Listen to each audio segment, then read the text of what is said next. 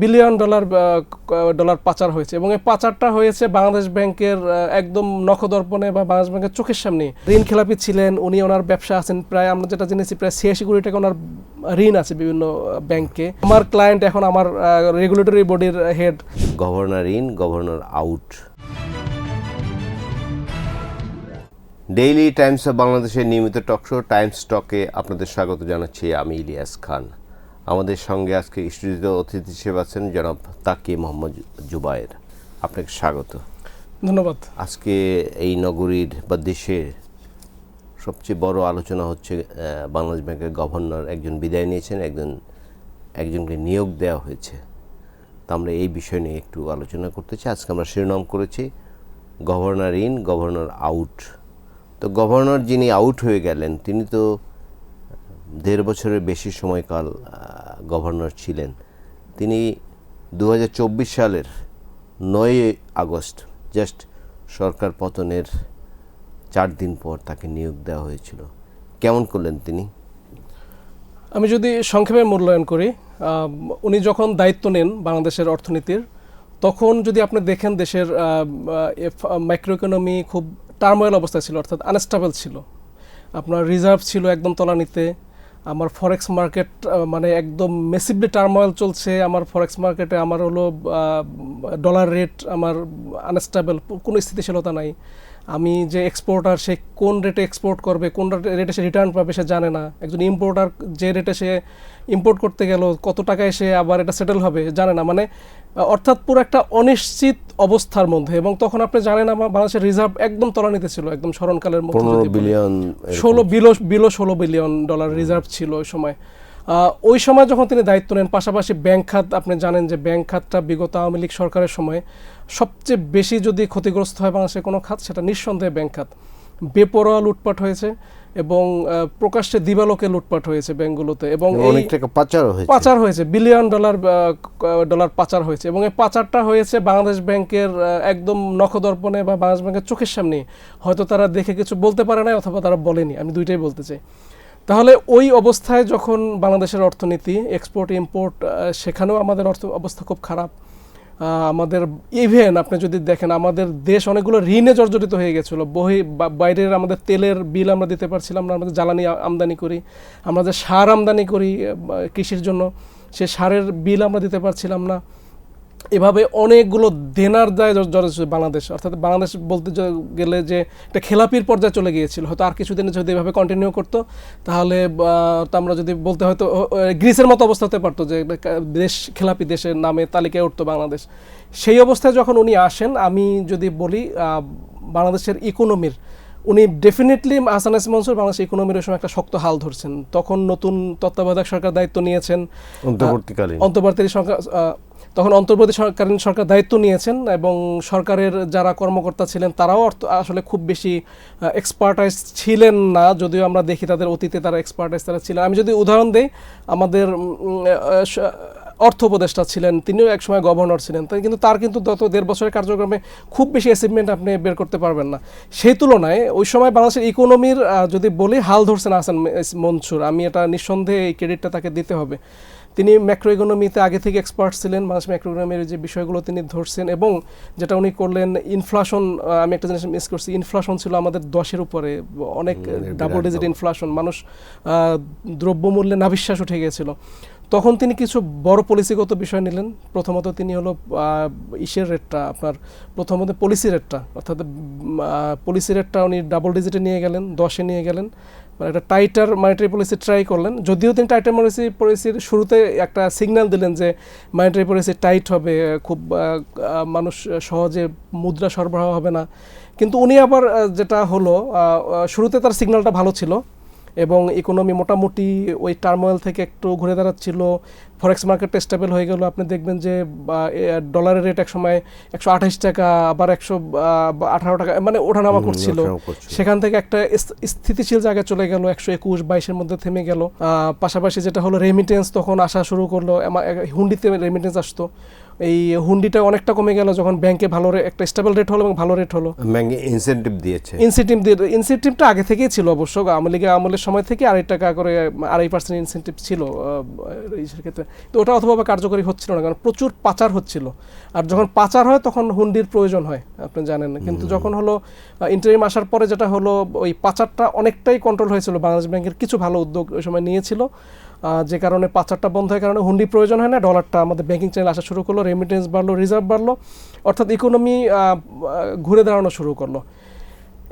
তিনি তো এই যে পাচার অর্থ আমরা বারবার আলোচনা করছিলাম, তিনি কি খুব বেশি ফেরত আনতে পেরেছেন বা কার্যকরী উদ্যোগ নিতে পেরেছেন?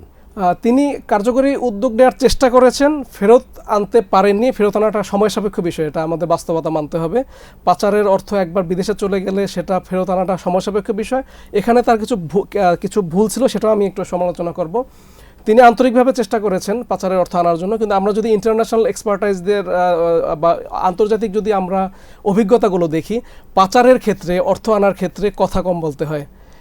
এবং গভর্নর মূল যে ভুলগুলো করছেন শুরুতে এসে, ব্যাংক খাতে তিনি একটা ব্যাড মেসেজ দিয়েছেন শুরুতে বেশি কথা বলে। এইটাই সবচেয়ে ওনার বড় ভুল ছিল। আমি বলবো না এটা ইন্টেনশনালি উনি করেছেন, উনি এই জিনিসটা উনি ম্যানেজ করতে পারেননি। উনি অনেকগুলো ভুল বার্তা দিয়েছিলেন শুরুতে। উনি শুরুতে এসে বললেন যে ব্যাংকে আমি আর কোনো তারল্য সহযোগিতা দেবো না, অর্থাৎ টাকা ছাপিয়ে, অর্থাৎ নতুন করে মানি ইস্যু করে আর ব্যাংকে আমি সাপোর্ট দেবো না। এখানে যেটা সমস্যাটা হয়েছে ব্যাংক খাতে, যেটা উনি সবচেয়ে এই বড় ভুলটা উনি যেটা করছেন, সেটা হলো ব্যাংক, আপনি জানেন যে ট্রাস্টের উপর নির্ভর করে। একটা ব্যাংকে মানুষ টাকা রাখে, আপনি একটা ব্যাংকে টাকা রাখছেন, আপনার বেতনটা একটা ব্যাংকে যাচ্ছে, আপনি সেই টাকাটা উঠাচ্ছেন, আবার কিন্তু পরের মাসে আপনার কিছু টাকা হয়তো বেতন পেলেন, ক্যাশ যদি বেতন পান আপনি গিয়ে ব্যাংকে রাখতেছেন, কারণ পুরো টাকা আপনি একবার খরচ হয় না, অথবা আপনার স্যালারিটা ব্যাংকেই যাচ্ছে। কিন্তু অর্থাৎ ব্যাংকে টাকা নিচ্ছেন, আবার টাকা ঢুকতেছে, সার্কুলেশন হচ্ছে মানি। কিন্তু যখন আপনি দেখবেন যে আপনি যে ব্যাংকে টাকা রাখছেন বা যে ব্যাংকে আপনার স্যালারি হয়, এই টাকাটা আপনি তুলতে পারছেন না, তখন কিন্তু আপনার ট্রাস্টটা আপনার একদম ধ্বংস হয়ে যাবে। আপনি আর সেকেন্ড টাইম আপনার কোনো টাকা আপনার গিয়ে আর ব্যাংকে রাখবেন না, আপনার কাছে ক্যাশ রাখবেন। গভর্নর যেটা ভুলটা করলেন শুরুতে, উনি বললেন যে ব্যাংকে আর মানি সাপ্লাই দেওয়া হবে না, অর্থাৎ এবং যেটা হলো ব্যাংকগুলো কিন্তু টিকে ছিল, অনেকগুলো ব্যাংক, প্রায় 10টার চেয়ে বেশি ব্যাংক, গ্রাহকরা টাকা তো নিয়েছে আস্থা না থাকার কারণে। হ্যাঁ, যেটা হলো মানে ব্যাংকগুলো টিকে ছিল বাংলাদেশ ব্যাংকের সাপ্লাইতে। এখন যখন বলা হলো সাপ্লাই আসবে না, সাপ্লাই কাট আপ হয়ে গেল, অর্থাৎ তখন সে আইসিইউতে ছিল। আপনি আইসিইউ রোগী যদি অক্সিজেন বন্ধ করে দেন, সে কিন্তু আর বাঁচবে না, সার্ভাইভ করবে না। তাহলে আইসিইউ রোগীকে আপনাকে সুস্থ করতে হলে অক্সিজেন দিয়ে আসতে তাকে কিওর করে তাকে কিন্তু সুস্থ করে তাকে নিয়ে আসতে হবে, এটাই নিয়ম। কিন্তু উনি যেটা করলেন, আইসিইউর ওই ফর্মুলা উনি মানলেন না। উনি করলেন কি, আমি ডাইরেক্ট অক্সিজেন কাট আপ করে দেবো, তুমি বাঁচলে বাঁচো, না বাঁচলে মরে যাও, এই বোকামিটা উনি করলেন। এবং এখানে ওনার দায়িত্ব অবশ্যই নিতে হবে। উনি যদি বলেন যে দায়িত্ব আমার না, এটা আগের গভর্নমেন্ট করে গেছে। আপনি জানেন যে একটা চেয়ারে যখন বসা হয়, এই চেয়ার কিন্তু পূর্ববর্তী চেয়ারের দায়িত্বকে মানে রিকগনাইজ করেই ওই চেয়ারে বসতে হয়। তাহলে পূর্ববর্তী ভুল যেটা করছে, এটাকে আপনি অস্বীকার করে আপনি আগাই যাওয়ার বিষয়টা এমন না, আপনাকে ওটাকে কিওর করে এনেই আপনাকে আগানো দরকার ছিল। যেটা হয়েছে, আপনি যেটা বললেন, ওই যে মানি সাপ্লাই বন্ধ হয়ে গেল, আপনি গিয়ে টাকা পাচ্ছেন না, এই যে মানুষের মধ্যে ছড়িয়ে গেল যে ব্যাংকে টাকা পাওয়া যাচ্ছে না, আস্থাহীনতার একদম চূড়ান্ত পর্যায়ে চলে গেল বাংলাদেশের ব্যাংক খাত।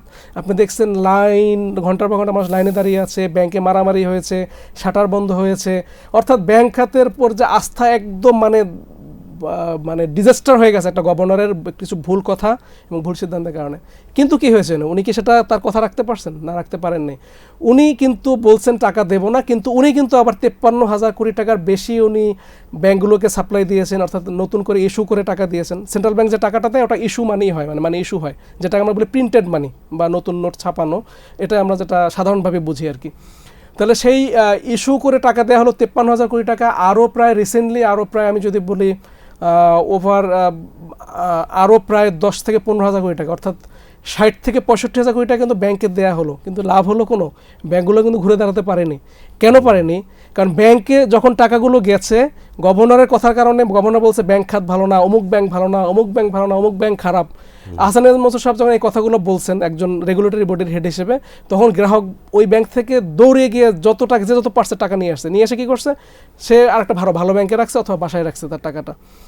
তখন কি হয়েছে, যখন আবার এই আহসান মনসুর সাহেব যখন তার নিজের জায়গা থেকে ফিরে এসে আবার যখন টাকা সাপ্লাই দিলেন ব্যাংকগুলোকে, তখন কি হলো, মানুষের আস্থা কিন্তু ফেরেনি, কারণ সে তখন ওই যে তার আগে তার ধারণা যে ব্যাংকের আস্থা নাই, ব্যাংক টাকা দিতে পারবে না, যখনই টাকা আসছে সে তুলে নিয়ে গেছে, যখনই টাকা আসছে এই টাকা আর ব্যাংকে ফেরত করে না, মানে মানি সার্কুলেশন আর হয় নাই। গভর্নরের এই একটা ভুল সিদ্ধান্তের কারণে প্রায় 10টার বেশি ব্যাংক, আমরা টাইমসে রিপোর্টও হয়েছে, আপনি যদি দেখেন যে আমরা রিপোর্টও করেছিলাম যে ওনার এই একটা ভুল মেসেজের কারণে 10টার বেশি ব্যাংক একদম মানে তাদের লিকুইডিটি ড্রাই হয়ে গেছে। আর যদি বলেন মূল্যায়নের, মূল্যায়নটা আমরা আলোচনার যদি আরো আগাই যাই ওনার কার্যক্রম, তাহলে শেষ সময় আসলে মূল্যায়ন করতে পারবো। 5টি ব্যাংক যে উনি একীভূত বলা যায়, একীভূত করার উদ্যোগ নিয়েছে, এটা যে নিয়েছেন এটা কেমন হলো?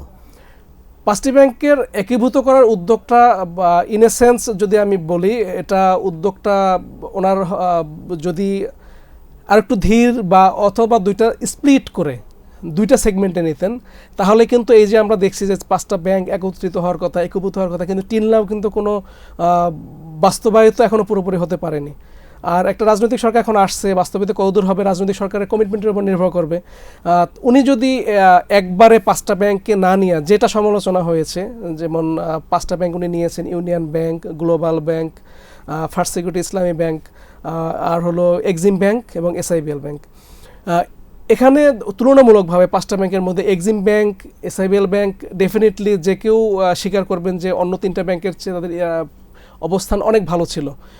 এবং আমি যদি আপনাকে আরেকটু বলি, আপনি আশ্চর্য হবেন যে এক্সিম ব্যাংক বাংলাদেশ ব্যাংকের 2021, 22, 21, 23 এই বছরগুলোতে এক্সিম ব্যাংক সবচেয়ে টপ সাস্টেনেবল 10টা ব্যাংকের মধ্যে বাংলাদেশ ব্যাংকে রেখেছিল এক্সিম ব্যাংকে। অর্থাৎ যদি এই এক্সিম ব্যাংকে আপনি 10টা ব্যাংকের বাংলাদেশ ব্যাংক রাখলো, আপনি এই বাংলাদেশ ব্যাংকের এই লিস্ট দেখে আপনি এক্সিম ব্যাংকের একটা শেয়ার কিনলেন, ইনভেস্ট করলেন, এর দায় কিন্তু বাংলাদেশ ব্যাংকে অবশ্যই নিতে হবে, কিন্তু এর দায় কিন্তু বাংলাদেশ ব্যাংক নেয়নি। যেটা বললেন যে তাহলে কেমন হলো, উনি যেটা সিদ্ধান্ত নিয়েছেন ব্যাংক একীভূত করা, যেটা করতে পারতেন আমাদের কাছে যেটা মনে হয়, 3টা সবচেয়ে দুর্বল bank, union bank, global bank, first security bank, এই 3টাকে একীভূত করে একটা পাইলট প্রজেক্ট হিসেবে উনি দেখতে পারতেন, এবং এই পাইলট প্রজেক্ট সাকসেস হলে এরপরে তিনি নেক্সট ফেজে অন্য ব্যাংকগুলোকে কিন্তু এভাবে আগাতে পারতেন।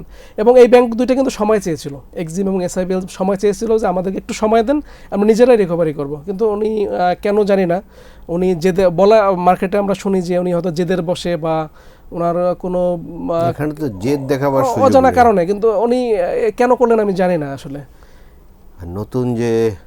নতুনে যাওয়ার আগে আরেকটু বেশি আলাপ করি। সরকার যখন পরিবর্তন হয়, এরকমও মার্কেটে আলোচনা ছিল যে বাংলাদেশ ব্যাংকের গভর্নর চেঞ্জ নাও হতে পারেন। এটা কি হঠাৎ হয়েছে না আগেই সিদ্ধান্ত নিয়েছিল সরকার? আসলে আমরা কেন আশ্বস্ত ছিলাম যে চেঞ্জ এত তাড়াতাড়ি হবে না, যদি হয়ও সেক্ষেত্রে কারণ আমরা অতীতের ইতিহাসটা আমরা দেখেছিলাম যে Awami League government, BNP government, আপনি জানেন ফরাসউদ্দিন সালেউদ্দিন যিনি অর্থ উপদেষ্টা ছিলেন রিসেন্টলি, ওনার নিয়োগ হয়েছিল 2005 সালে, তখন বিএনপি সরকার। এরপরে যখন তত্ত্বাবধায়ক সরকার আসলো তখন তিনি কন্টিনিউ করেছেন। এরপরে আওয়ামী লীগ সরকার আসলো 2008-এর ডিসেম্বরে, জানুয়ারিতে শপথ নিল, ওনার মেয়াদ ছিল এপ্রিল পর্যন্ত, উনি ওনার মেয়াদ শেষ করে কিন্তু গেছেন। আওয়ামী লীগ সরকারও ওনাকে চেঞ্জ করেননি, ওনার মেয়াদ শেষ করে গেছেন। আমি যদি এর আগে যদি বলি, ফরাসউদ্দিন যিনি গভর্নর ছিলেন উনি ওনার পূর্ণ মেয়াদ শেষ করছেন। ফখরুদ্দিন সাহেবের মেয়াদটা পলিটিক্যাল গভর্নমেন্টের মাঝেই ছিল, ওনার কোনো ট্রানজিশন পিরিয়ড ছিল না, ওনারটা ওনার মাঝেই ছিল। অর্থাৎ অতীত ইতিহাসের আলোকে আমরা ভেবেছিলাম হয়তো নতুন গভর্নর নিয়োগের ক্ষেত্রে একটু সময় নেওয়া হতে পারে, অথবা ওনাকে হয়তো কাজ করার আরেকটু সুযোগ দেওয়া হতে পারে। সেক্ষেত্রে আমাদের কাছে বিষয়টা, আমাদের কাছে তথ্য আসছিল, এবং আমাদের কাছে যিনি আজকে গভর্নর হলেন ওনার, আমি যদি খুব দুঃখ নিয়েও যদি বলি, ওনার সিভিটা আমার কাছে যদি বলি, আমার কাছে আরও 2 দিন আগে ওনার সিভি আমার কাছে আসছে, যে উনি গভর্নর হতে যাচ্ছেন, ওনার ছবি আসছে। কিন্তু আমি না এটা খুব মানে আশ্চর্য হয়েছিলাম যে একজন গার্মেন্টস ব্যবসায়ী উনি গভর্নর হবেন, বর্তমান গভর্নমেন্ট একজন গার্মেন্টস ব্যবসায়ীকে, অর্থাৎ উনি একটা সোয়েটার ফ্যাক্টরির মালিক, আপনি যদি দেখেন ওনার বায়োডাটাটা, একজন সোয়েটার ফ্যাক্টরির মালিককে গভর্নরের মতো একটা গুরুত্বপূর্ণ জায়গায় বসানো হবে। কারণ গভর্নরের দায়িত্বটা হলো মানিটারি পলিসিটা কন্ট্রোল করা, অর্থাৎ দেশের পুরো অর্থনীতি, আমি যদি বলি সরকার যেটা করে রাজস্ব নীতিটা কন্ট্রোল করে, উনি কি আন্তর্জাতিক কোনো সংস্থায় কাজ করেছেন? আমরা ওনার সিভিটা আমার কাছে আছে, আমি যদি চাই দেখাতে পারি। ওনার সিভিটা আমার ওনার আন্তর্জাতিক কোনো সংস্থায় কাজ করার অভিজ্ঞতা নাই। উনি আইসিএমএবি থেকে, অর্থাৎ উনি কস্ট ম্যানেজমেন্টে ওনার একটা ডিগ্রি আছে এবং উনি ঢাকা বিশ্ববিদ্যালয় থেকে গ্রাজুয়েশন গ্রাজুয়েশন করেছেন অ্যাকাউন্টিংয়ে। উনি not economic background, not finance background, অর্থাৎ ইকোনমির সাথে সরাসরি যে কানেকশনে যে একাডেমিক ব্যাকগ্রাউন্ডগুলো সেগুলো আসলে আমরা ওনার ইসে পাই না। আর যেখানে আশ্চর্য হয়েছিলাম যখন আমরা তার ব্যাকগ্রাউন্ডে যখন আমরা দেখেছিলাম যে না এই লোক গভর্নর হবে, আমাদের কাছে বিষয়টা আমরা উড়িয়ে দিয়েছিলাম আসলে। কিন্তু আমাদের সোর্সগুলো বারবার বলছিল যে আমরা সোর্সকে আমরা উল্টা চার্জ করছিলাম, যে আমি পার্সোনালি, যে আমাকে হয়তো মিসগাইড করতেছেন, এই লোক কীভাবে গভর্নর হয়, আপনি আপনি এর উপর তো আমি নিউজ আসলে লিখতে পারবো না, কারণ আমি হয়তো আপনি মিসগাইড করতেছেন। কিন্তু আমার সোর্স অথেন্টিক সোর্স ছিল। উনি ফাইনালি বলছেন ঠিক আছে আপনি বিশ্বাস না করেন তাহলে সার্কুলার হোক, তারপর দেখেন। বাস্তবতা হলো ওনাকে বানানোর কি কারণ, কি আপনার কি মনে হয়? আমি আরেকটু বলি, আরেকটু আমি না লোভ সামলাতে পারছি না, কেন আমরা অবিশ্বাস্য লাগছিল যে উনি নিজে ঋণ খেলাপি ছিলেন। ওনার ঋণ খেলাপি অপরাধ না, আমি যদি বলি একজন ব্যবসায়ী ব্যবসা করতে গিয়ে ঋণ খেলাপি হতেই পারেন। এবং যদি বলি বিগত আমরা রাজনৈতিক হয়রানির মাধ্যমে অনেককে ব্যবসা করতে দেওয়া হয় না, এটা ট্রু, এটা আমি মেনে নিলাম। কিন্তু উনি ঋণ খেলাপি ছিলেন। উনি ওনার ব্যবসা আছেন প্রায়, আমরা যেটা জেনেছি প্রায় 86 কোটি টাকা ওনার ঋণ আছে বিভিন্ন ব্যাংকে, এবং ব্যাংকের এমডিদের সাথেও আমার কথা হয়েছে গভর্নর নিয়োগের পরে। তারাও আসলে প্যানিকড হয়ে গেছেন যে আসলে আমার ক্লায়েন্ট এখন আমার রেগুলেটরি বডির হেড, আসলে আমি তো তার সাথে আসলে এখন আমার দেন দরবার আমি এভাবে আর করতে পারবো না। কেন এই জন্য প্যানিক হয়েছিলাম, আমরা আশ্চর্য হয়েছিলাম যে ঋণ খেলাপি ছিলেন, তার ব্যবসা আছে, তিনি যখন রেগুলেটরি বডির একজন হেড হবেন, আসলে এটা সরাসরি কনফ্লিক্ট অফ ইন্টারেস্ট যদি নাও হয়, আমার মানে এথিক্যাল জায়গা থেকে কনফ্লিক্ট অফ ইন্টারেস্ট হতেই পারে আমার কাছে এটা। এই জন্য আমরা বুঝেছিলাম হয়তো গভর্নমেন্ট একজন ইকোনমিস্ট অথবা একজন, আমরা তো অনেক ইকোনমিস্টের লেখা দেখি বা নামও জানি, বাট এই যিনি এখন হয়েছেন উনি কিন্তু, আমি যদি ভুল না জেনে থাকি, অত পরিচিত ব্যক্তিও না। উনি একদম আমাদের কাছে অপরিচিত। আমি তো প্রায় 1.5 যুগ হলো আমরা ফাইন্যান্সিয়াল বিটে রিপোর্টিং করি, বা আমারও যারা সিনিয়র তাদের সাথে আমি কথা বলেছি, তাদের কাছেও উনি এভাবে পরিচিত না। উনি একজন বিহাইন্ড দ্য সিনে হয়তো একজন ব্যবসায়ী হিসেবে উনি ব্যবসা করতেন, এবং জানি না এখন কিভাবে আসলে কি হলো, আমরাও আশ্চর্য, তবে নানা কথা শোনা যায়। সামনের সংকটগুলো কি কি আছে বলে আপনার মনে হয়? সামনের সবচেয়ে বড় চ্যালেঞ্জ হবে উনি দায়িত্বে আসার পরে, সেটা হলো আপনি জানেন পলিটিক্যাল গভর্নমেন্ট দায়িত্বে এসেছে, এতদিন ব্যবসায়ীরা নতুন ইনভেস্টমেন্ট করে নাই। গত 1.5 বছর তারা অপেক্ষায় ছিল পলিটিক্যাল স্থিতিশীল একটা রাজনৈতিক সরকার আসলে পরে, তারপর তারা তাদের পলিসি দেখে তারপর তারা ইনভেস্টমেন্টে যাবে। আমি যদি বলি এখন রাজনৈতিক সরকার ক্ষমতা এসেছে এবং একটি দল 200-র বেশি, অর্থাৎ 200-র বেশি আসন পেয়ে তারা ক্ষমতা এসেছে, এটা একটা গুড সিগন্যাল ফর বিজনেসম্যান যে এই সরকার একটা স্থিতিশীল সরকার। তারা যে আইনটা তৈরি করবে সেই আইনটি স্থিতিশীল থাকবে, তারা পার্লামেন্টে যে আইনটা নীতিটা আনবে সেই নীতিটা বহাল থাকবে, অর্থাৎ আগামী অন্তত 5 বছর তাদের একটা পলিসি কন্টিনিউয়েশন থাকবে, 5 বছর তারা ব্যবসাটা একটা প্ল্যান করে সাজাতে পারবে। তাহলে তারা যে গত 1.5 বছর যে অপেক্ষায় ছিল, অর্থাৎ যে অপেক্ষায় তারা 1.5 বছর, বা যদি বলি তার আগেও আওয়ামী লীগ সরকার সময় দেখবেন ব্যবসা কিন্তু ওইভাবে ইনভেস্টমেন্ট হয় নাই, কারণ হলো ব্যাংক থেকে মানুষ টাকা পায় নাই, ব্যাংক থেকে পাচার হয়ে গেছে, অর্থাৎ ব্যবসার পরিবেশ ছিল না, চাঁদাবাজি ছিল, রাষ্ট্রীয় চাঁদাবাজি ছিল, আসলে ব্যবসার পরিবেশ ছিল না। গত 1.5 বছর চাঁদাবাজিটা ছিল না ওইভাবে রাষ্ট্রীয় পর্যায়ে, কিন্তু মানুষ ওই কন্টিনিউয়েশনটার অপেক্ষায় ছিল, পলিটিক্যাল স্টেবিলিটির অপেক্ষায় ছিল।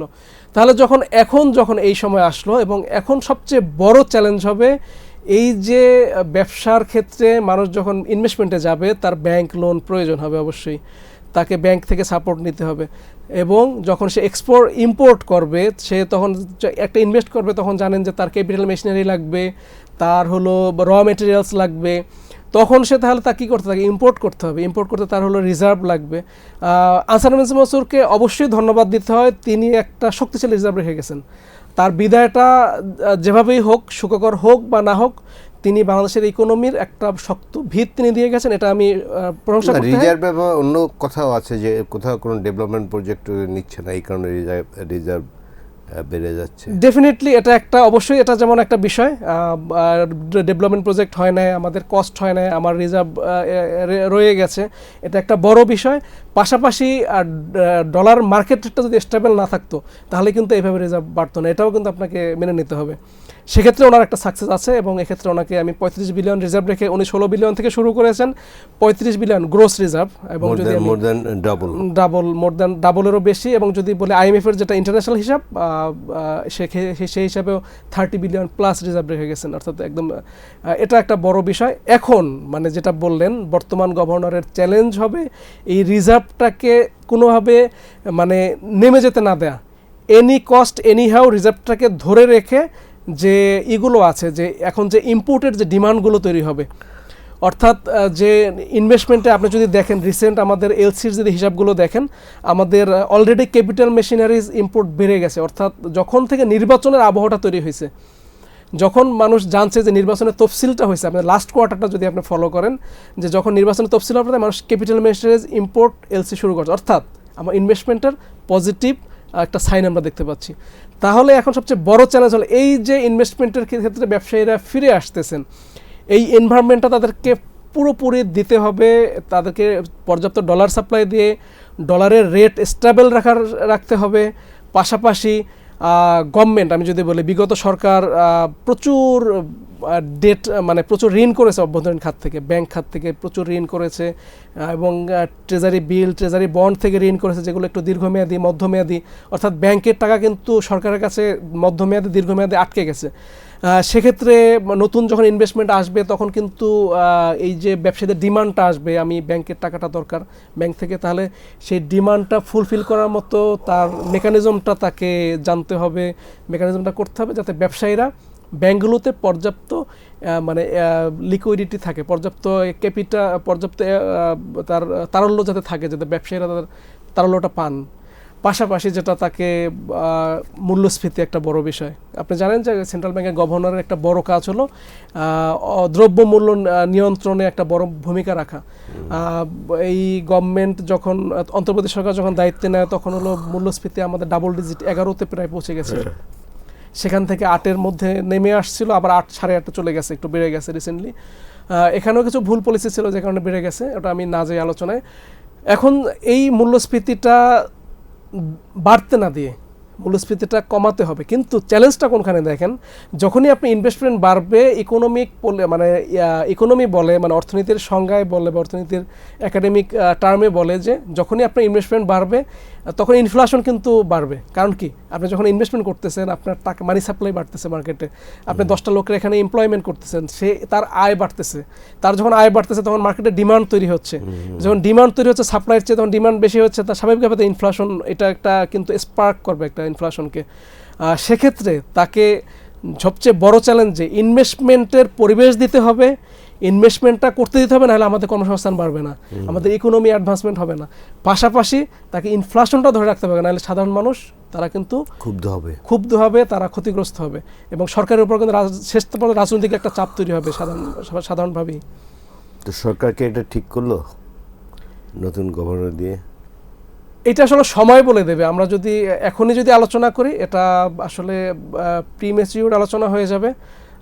আলোচনাটা আসলে আমরা আরও কিছুদিন যদি পরে করি যে আসলে ঠিক করলো না ভুল করলো, অনেকে মানে এটাও পাল্টা যুক্তিও দেন, অনেকে দেন যে সেটা হলো, আমরা অনেক একাডেমিশিয়ান দেখছি গভর্নর বা অনেক আমলাদের গভর্নর হিসেবে দেখছি, তারাও তো অনেকে ভালো করে না। আওয়ামী লীগের আমলের সময় দেখছেন সামাজিক যোগাযোগের মাধ্যমে দেখলাম যে ওনার থিওরিটিক্যাল জ্ঞানও আছে, প্র্যাকটিক্যাল জ্ঞানও আছে, কারণ উনি সরাসরি ব্যবসা করেছেন। এখন এখানে সমস্যা হলো, উনি কি ব্যবসা বান্ধব হতে গিয়ে আবার ইকোনমি যে মানে ম্যাক্রো ইকোনমির যে স্টেবিলিটি, সেখানে আবার কোনো কনফ্লিক্ট অফ ইন্টারেস্ট হয় কিনা, এটাও একটা দেখার বিষয় আছে। উনি ব্যবসায়ীদের জন্য সকল নীতি পলিসিগুলো সুবিধা করে দিলেন, সেটা করতে গিয়ে আপনার দেখা গেল আপনার ইনফ্লেশন আপনি কন্ট্রোল করতে পারলেন না, সাধারণ মানুষ ক্ষতিগ্রস্ত হলো। আসলে আপনি সব দিকই দরকার আছে, ব্যবসা যেমন দরকার আছে, সাধারণ মানুষের দিন শেষে কিন্তু তার খাদ্যের নিরাপত্তা, তার জীবনযাত্রার নিরাপত্তাও কিন্তু দরকার আছে। আমরা সেই সুদিনের অপেক্ষায় থাকি, আমাদের অর্থনীতি ভালো হোক, গতিশীল হোক। আমাদের এই স্টুডিওতে আসার জন্য আপনাকে ধন্যবাদ। জি, আপনাকেও ধন্যবাদ।